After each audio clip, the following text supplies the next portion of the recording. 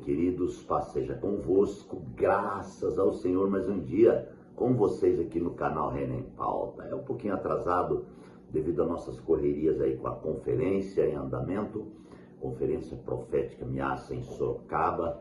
Muito obrigado a todos vocês que participaram na noite de ontem e outros muitos que estão vindo hoje, e teremos um dia glorioso, abençoado, e eu quero aqui deixar meu carinho a todos vocês. Bom, queridos, o nosso tema, inclusive, da conferência é o despertar da igreja para o arrebatamento. Estamos, então, focados no despertamento. Despertamento é realmente algo que tem que acontecer. Quando nós não estamos despertados, nós perdemos a visão. Nós não conseguimos enxergar o profundo das profundidades. Quero lembrar vocês aqui de quando Jesus morreu e ressuscitou. Ele apareceu, a mulher, a Maria, apareceu ali aos discípulos quando havia ressuscitado, e logo depois ele apareceu a 2 discípulos que estavam indo para Emaús. Até ontem o pastor Leandro fez alusão a esse texto e eu achei muito interessante. Quando os 2 discípulos estão caminhando, de repente Jesus aparece no meio deles e começa a dialogar. Está no livro de Lucas, deixe-me cá ver, o capítulo de número 24 e o versículo 13, diz: naquele mesmo dia, 2 deles estavam indo para um povoado chamado Emaús, e esse povoado dava 11 quilômetros de Jerusalém. No caminho, conversavam a respeito de tudo que havia acontecido. Enquanto conversavam e discutiam, o próprio Jesus aproximou e começou a caminhar com eles. Mas os olhos deles estavam impedidos de reconhecê-los. Olha o que está acontecendo aqui. Vamos imaginar a emoção desses 2 discípulos diante do grande acontecimento da morte de Jesus. Então a conversa era uma conversa muito real, muito franca, né? E ali havia uma tristeza, uma dor, porque Jesus, maravilhoso, fazendo milagres, cuidando das pessoas, e agora ele está morto. E eles estão então muito tristes. E quando conversa e discute acerca do assunto, aparece aquela terceira pessoa junto deles. Só que a Bíblia aqui, ela tem uma clarificação muito forte. Ela diz que eles não conseguiram perceber ou reconhecer. Amados, eles não estavam vivendo um despertamento para a realidade profetizada por Jesus. Eles não estavam vivendo o despertamento, a realidade pregada por Jesus, porque Jesus não deixou ninguém sem saber as coisas. Ele trouxe a palavra, ele falou o que ia acontecer, ele avisou todas as coisas que ia acontecer. A grande questão foi o despertamento. Eles não estavam despertados para tanto. Então nós podemos fazer uma analogia em nosso coração nesse momento, realmente na altura do calendário da igreja. Nós então caminhamos em um tempo onde que uma dormência espiritual tem tomado conta de uma maioria de cristãos. E essa dormência tem levado os cristãos a ficar mais preocupados com as coisas dessa terra, com o dia a dia, com os afazeres, do que com aquilo que realmente foi profetizado. E como fiz alusão ontem na palavra finalzinha do culto, até hoje, quando se fala em volta de Jesus, em arrebatamento, tem pessoas que não gostam dessa mensagem.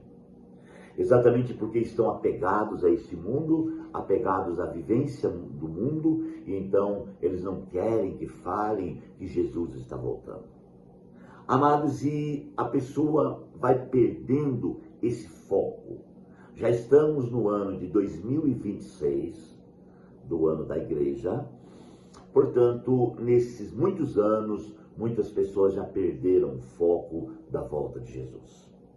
Já perderam, amados irmãos, essa chama, esse desejo que Jesus volte, e muitos estão vivendo uma vida desapercebida. Aqueles 2 discípulos na caminhada para Emaús, certamente um falava para o outro: olha, agora desanimamos, porque a gente acreditava nesse homem, a gente achava que ele era o Messias, e de repente nós estamos totalmente decepcionados, porque mataram ele, levaram ele à cruz. Amados, essa era a conversa. Era uma conversa de desânimo, era uma conversa de não tem jeito, não dá. E nós olhando para o dia de hoje, relacionado à vida prática da igreja, relacionado à volta de Jesus, não é um tempo diferente.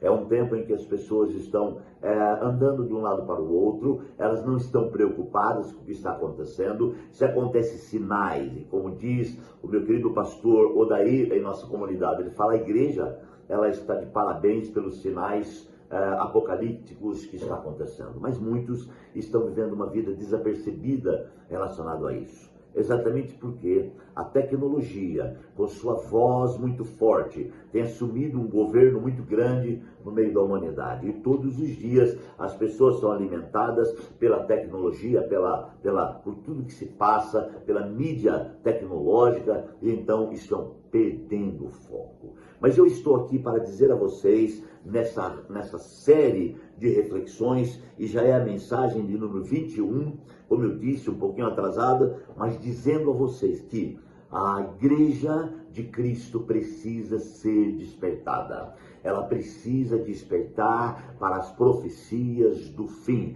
Ela precisa despertar para as coisas reveladas por João no livro de Apocalipse, para as coisas reveladas por Ezequiel em seu livro profético, para as coisas reveladas em Isaías no seu livro profético. É preciso atentar com diligência para tudo que temos visto, ouvido e aprendido nesse tempo. O tempo é um tempo de dificuldade, de guerra, de peleja, mas precisamos, amados, voltar ao eixo, ao foco, à visão e ao propósito. Então, aqui, os dois discípulos tinham um assunto. O assunto era: acabou. O assunto era: não deu certo. A gente pensava que era uma coisa e foi outra. E na cabeça desses discípulos, certamente, eles imaginavam: não deveriam matar Jesus. Como matar Jesus? Né? Jesus não deveria ser morto. Amados, a grande questão é que muitas vezes nós não atentamos para as profecias. Nós não lemos a palavra no Espírito. Nós lemos a palavra no princípio da letra. E o princípio da letra traz conhecimento, traz informações, mas não traz revelação. A revelação, ela só é trazida ela só é colocada em nós quando nós atentamos com diligência, apercebidos para aquilo que Deus está falando de forma tremenda. E nesse tempo, Deus está falando de forma tremenda com a igreja. Deus está dizendo: igreja, acorda. Aqui, os discípulos ficaram ali como que os olhos fechados. Quem estava perto deles? Jesus. Quem estava ali junto com eles? Jesus. Agora, preste atenção, quantas vezes Jesus está conosco, dentro de nós, e nós não nos apercebemos. E nós então temos ainda coragem de dizer: parece que o Senhor não me ouve. Parece que as minhas orações não chegam diante do Senhor. E nós ficamos muitas vezes perdendo tempo em um tempo tão precioso da presença do Senhor. Deixa eu te informar, Jesus é vivo, é poderoso, Ele está presente e Ele quer falar, Ele deseja falar, Ele quer que eu e você atente com diligência para a sua voz, para ouvir a sua voz, prestar atenção naquilo que Ele está falando. Ele tem um propósito. Levante os seus olhos agora. Olha para o alto e diga: ora vem, Senhor Jesus, eu preciso entender, eu preciso ouvir essa voz gloriosa, que muitas vezes as preocupações diárias, muitas vezes os problemas cotidianos têm nos impedido de ouvir essa voz, de ver Jesus, de participar com Ele do propósito dele. Deixa eu te falar, Jesus tem um grande propósito. O propósito de Jesus na terra é a igreja. A igreja é a visão do Senhor. A igreja é a menina dos olhos do Senhor. A igreja foi chamada para revelar, aleluia, o Cristo. Cristo veio e desvendou o mistério do Pai, o mistério de Deus, e então restaurou a imagem de Deus, levantando a igreja para ser instrumento da revelação do seu mistério. Então a igreja, ela tem o encargo de revelar o mistério de Cristo. Cristo é o Deus presente, é o Deus que habita em nosso interior. E através dessa presença marcante, poderosa de Cristo em nosso interior, nós podemos então levar esta vida, este evangelho, esta palavra e comunicar na vida das pessoas o poderoso evangelho de Cristo. Então, preste atenção, o despertar da igreja para o arrebatamento. Amados, o arrebatamento não é apenas algo que vai acontecer vindo de cima e o Senhor vai voltar nas nuvens, conforme diz a palavra. Eu vejo arrebatamento ainda um pouco mais profundo. Eu vejo que o arrebatamento é uma realidade que tem que estar dentro da igreja. Eu não estou falando de igreja, denominação ou placa. Eu estou falando de igreja, eu e você. Então, este arrebatamento, que a Bíblia chama, esse rapto, tem que estar dentro de nós. Temos que vivenciar esta realidade todos os dias. Por isso, vamos orar. Glorioso Deus, Pai Celestial, eu quero te agradecer por mais um dia e pedir que o Espírito Santo continue ministrando a vida de todos os nossos amados irmãos. Pai, é a nossa oração em nome de Jesus. Que Deus te abençoe, um grande abraço e até amanhã.